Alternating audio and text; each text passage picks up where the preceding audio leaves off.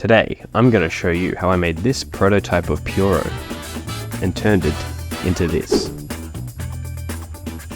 We'll be going into every step on how we went from trash prototype to less trash game. Pyoro, Nintendo's greatest IP, who debuted in his own minigame on WarioWare Inc. Mega Micro Games. Personally discovered on the DSi store, this gem has been enjoyed on every childhood. Alrighty, let's get started. We're using Unity, so first I set up the Unity project and started building the level, starting with a bunch of platforms. Then I botched together a quick and ugly player model, then the seeds, then added a bunch of rigid bodies to make everything work, kind of. Then I made the play controller so you can actually move the bird, fleshed out some of the background with hills, and we set up a game manager to make the seeds spawn and fall down, patched up some GPT code for the tongue controls, gave our little fella some eyes, tails and legs, and the ability to open and close his mouth. Made the tongue a tongue, and made it so the seeds actually destroy the platforms as well.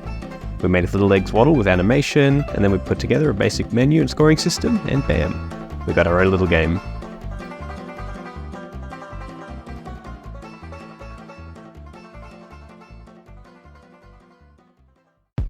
Now there's still a lot to do. First I gotta make the different types of seeds that show up in the game that restore platforms. Then I gotta make the background decorations and make those fade in throughout the game. Gotta actually make the platforms restorable with the different seeds, get a better model for the bird and make everything look better in general. Make it a functioning game with a proper menu. Then I gotta add music and sound, then refactor the spaghetti code I made, then balance the scoring system, then make score points show up. Ready, go!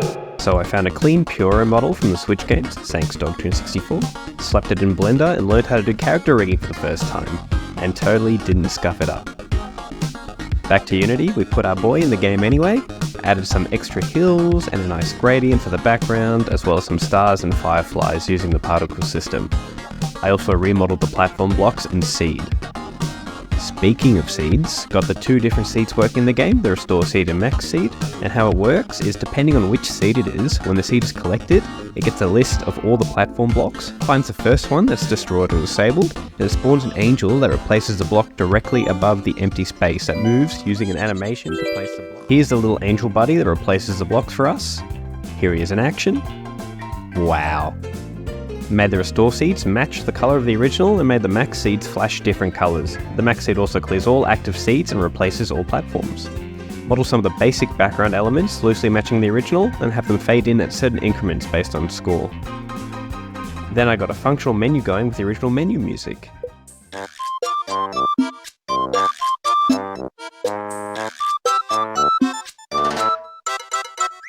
For the main music of the game, I used a MIDI track from the original and spiced it up a bit, as well as making some little tootsie sounds for when you walk, and stretchy sounds for the tongue, and some better animations. Then all I had to do was add the game over sequence.